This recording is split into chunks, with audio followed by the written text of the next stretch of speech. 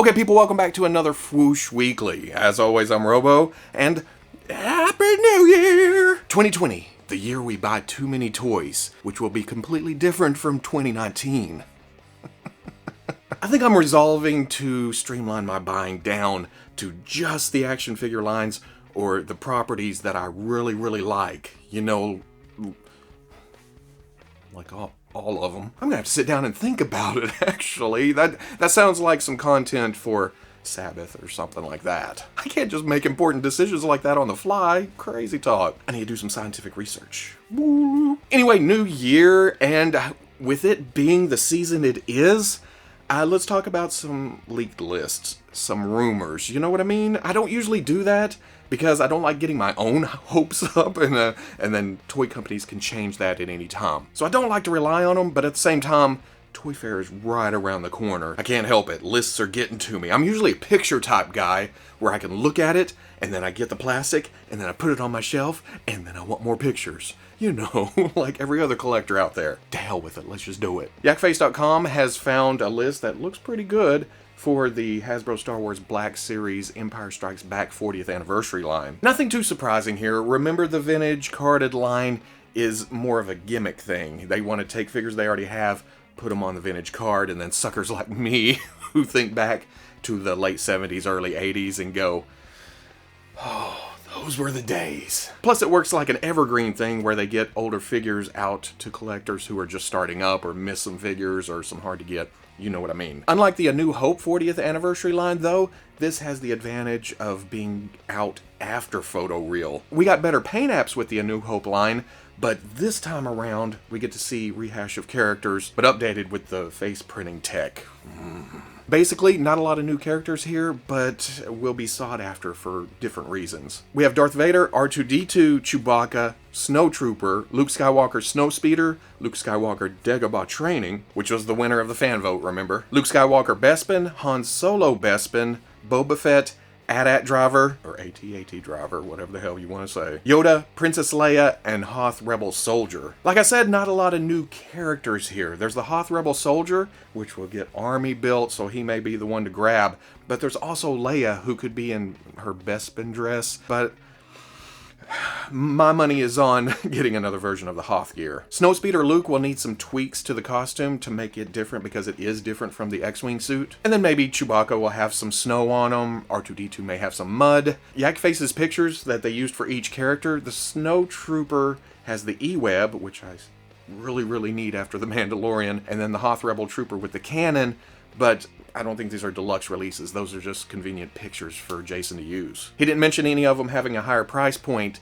so that's what I'm thinking. Just single carded. He also says he doesn't know if this is a whole wave or if some of them's fan channel or exclusive to somewhere, but to me, the big glaring omission is Lando. I figured the Cloud City Lando would be a shoo-in for face printing tech, a re-release with the 40th anniversary line, but that also makes me think it, and don't freak out, this is just me speculating, that it could be a Celebration exclusive. Just like we got the X-Wing Luke rehashed on a vintage card for Celebration a couple of years ago, same thing could happen here because it is Lando. When you think of Empire, you think Lando. Plus, he was just in the new movie. There's hype for Lando. He has to appear in this line. Over on the Hasbro Transformers War for Cybertron front, TFW 2005 has uncovered some listings for what could be possible future Easrthrise releases. There is Deluxe Trailbreaker, Deluxe Sunstreaker, Deluxe Runamuck, which makes me need a runabout, right? I mean,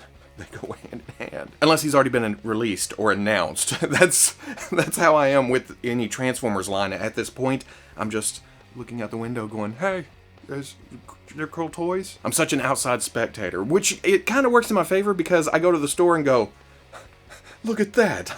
I'm like a kid at Christmas with these things. Voyager Snapdragon, which will look fantastic next to Apeface, if I ever get Apeface. Voyager Quintesson, innocent. And then Voyager Megatron. I was completely hoping for an updated Megatron, just like they did with the Easrthrise Optimus Prime, so I could skip those damn Walmart exclusive cel-shaded versions of both the characters. Every time I go down the toy aisle, they're just mocking me like, hey, Buy me. Come here. Come here.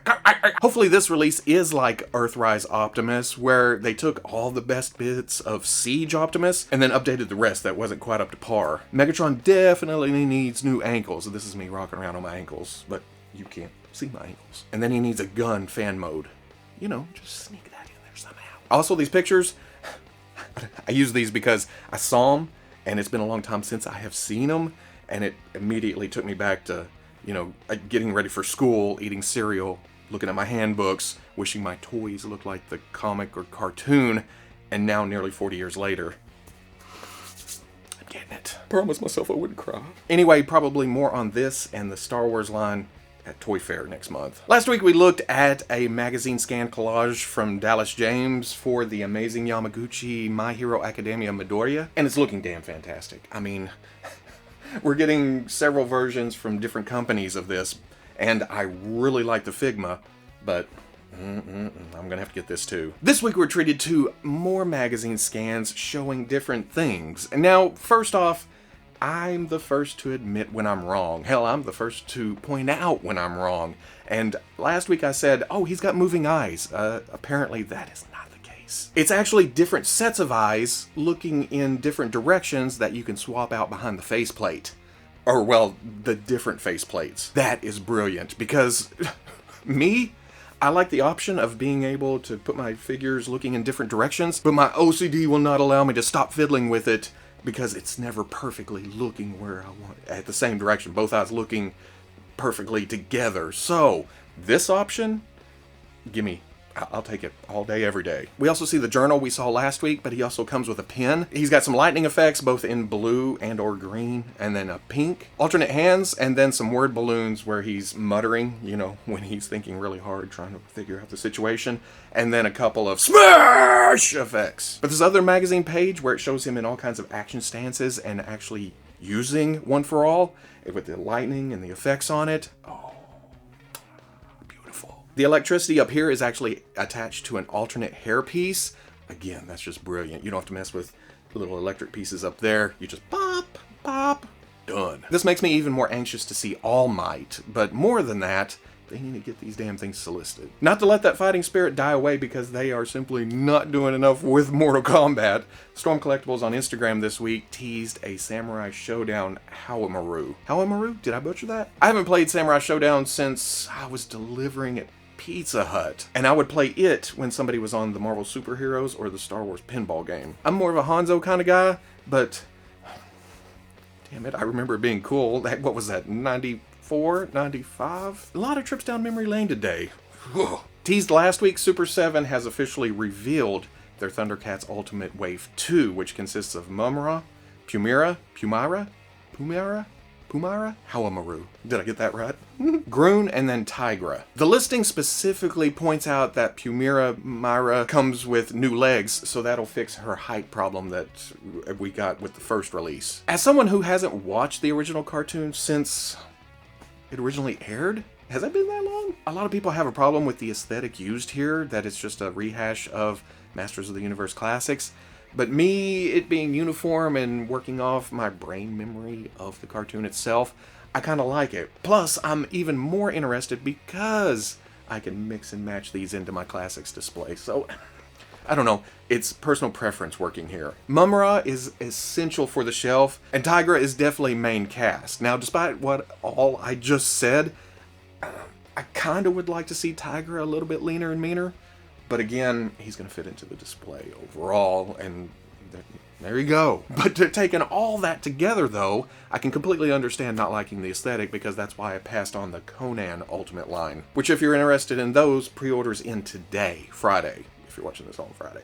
Pre-orders for the ThunderCats Wave 2, though, start next Monday, January 6th, 2020. I'm going to get used to the 2020 thing. I don't know much about the upcoming Cyberpunk 2077 game, other than it has Keanu Reeves in it. That's all I knew. So when McFarlane Toys announced their 7-inch scale line, consisting of Johnny Silverhand and Mel V, I thought, oh, it's Keanu with some robot parts. Looks to be nicely detailed, and it's definitely that McFarlane aesthetic, which, looking at it, it kind of makes me want a Keanu that can fight my Fortnite stuff. But didn't I just start this video wanting to crack down on my toy spending? Did my resolution last 45 minutes? McFarlane has also announced a variant of Johnny where instead of a guitar and a bottle, it comes with a gun and a duffel bag with an atomic bomb. Thinking of fight, I'm gonna skew towards the atomic bomb side. Release date is spring of this year. That's right, helicopter. Keep on flying. And that's it for this week. Yep, nothing else happened. Nothing at all. Except for McFarlane Toys finally debuting their DC line, which has seen mixed results. Oh, internet. I've seen this on a smaller scale with the Revoltech Amazing Yamaguchi line. Either you hate it, or you love it, or you just want to give it a try. You know, but man, the love it's and hate it's. Well, I like it. I hate it. Well, I like it. Well, I hate it. They look awesome, you idiot! How can you say that? They suck! You're wrong. You're wrong. Come on, guys, they're toys. If you don't like them, don't buy them. But if you do, buy them. And apparently people have been buying them because they have pre-sold out at several places. So, take that as you will. As for the lineup, there is Batman Detective Comics 1000, and it lists a variant with a different chest logo as an homage to classic Batman, so we'll see what that's like. Superman Action Comics number 1000, Batgirl Art of Crime, Nightwing Better Than Batman, The Batman Who Laughs, and those three contain a Build-A-Figure Batmobile that isn't really in scale with the line itself. In fact, it's really small. It's kind of a, hey, other toy lines have this concept where you build something and you get another toy out of it. And the design team was, okay, let's give them a Hot Wheel. Batman from Batman the Animated Series, Superman from Superman the Animated Series, Green Lantern from Justice League, Harley Quinn Classic, Green Arrow from the TV show Arrow, Superman Unchained Armor, Batman's Hellbat suit, and then the Bat-Raptor. Breaking it all down, this is essentially what we should have expected from McFarlane. Some people wanted a continuation of Mattel's multiverse line. That wasn't happening. Some people wanted an all-new 6-inch type line. McFarlane. Yes, throughout the last year they have said 6 to 11 inch, but I don't know, in the back of my head I always assumed that was 7-inch scale, which they're known for, and the smaller or teenage type characters would be 6-inch. You know what I mean? If these were shown in a lineup with no company names in front of it, 9 out of 10 people would have been like, that one, that one, that one, and that one is McFarlane. The ankles, the wrists, definitely McFarlane's 22-point system. The hips have been evolving a little bit. They're not the clunky Fortnite type things. At least not on all of them, you know. But I think what's most jarring here is the hodgepodge of styles, all just kind of, here's DC. You have some comic looks, you have some animated looks, you have live TV. A couple of them kind of mash all that together, kinda. And then a vehicle. Even though I am told that the Raptor is from the comics, its dimensions are 8 inches wide, and then there's an extension feature for 12 inches long. So if you're a 6-inch collector and you wanted to kinda, what? You probably could because of its size. I'm thinking you can kind of do the same thing for the armored Superman and Hellbat. Plus, I've never had figures of this, so those are the two that draw my brain the most. Do I think Superman or Batman needs armor? No, but I sure do dig cool looking action figures. The same goes for the Batman Who Laughs. I mean, I don't have an action figure of this, and him being a little bit bigger, and because of his proportions and stuff, hey, I'm good with that too. I don't know about cut shoulders. But maybe it's because of the design. It's rounded. If you turn it, it won't break too much, hopefully. Batman and Harley kind of take the comic book look and then squash some animated features into it. Because if you had asked me before looking at the listings, I would have said, oh, that's Harley Quinn from her new cartoon, you know? But they list it as comic book. I don't know. I keep doing this because this is what this line is to me. It's like, hey, we're going to describe to you what Batman or this animated Green Lantern or the other animated figures or this or that should look like, but we're not going to show you pictures. Now, sculpt. The description is fairly close, but not entirely accurate. Superman kind of looks kick-ass though, along with Nightwing. Again, 22-point system. It's definitely McFarlane, but yeah, I kind of like the looks of those. My buddy Prodigy keeps saying, they're so Fortnite-y, but as a fan of the Fortnite figures, that aesthetic kind of comes around and goes, hey, I can put those with my Fortnite stuffs. And then there's lonely, lonely Oliver, all by himself in the actor land, where it's a real life character look. And it does look pretty good, but is this the start of something else? Are we going to get Flash or Arrow supporting characters, or Legends of Tomorrow, or where's this going? I'm just picturing the meeting here going, you all have great ideas. Let's split into teams and do all of it. And everybody came back with their own stuff. They made a line out of it. It's also very Batman and Superman heavy, which I can't fault a company wanting to start off with their heavy hitters. But at the same time, buying toys as long as I have, I kind of feel like, is it always going to be Superman and Batman? And then a smattering of supporting characters or even villains. But I don't know. Time will tell. Again, Toy Fair's right around the corner, and I don't want to get too judgy until I have something in hand, you know? I didn't like Fortnite, and then suddenly Fortnite toys made me like Fortnite. Well, at least the toys. McFarlane's just doing McFarlane at the moment. And again, pre-sales sold out at some places, and I don't know. Time will tell. That's where we're going from here. And that is all for this week. At least I think so. If I miss something, we'll pick it up next week. If you're interested in seeing any of these pictures up close, or links to pre-orders, or more information, all of that will go on the front page of Fwoosh tomorrow, Saturday at noon. I'm really thinking about what would be culled down on my list of what I want to buy and what I need to cut out. Yeah, that's a hard decision. Like I said, new year, new toys, Toy Fair right around the corner.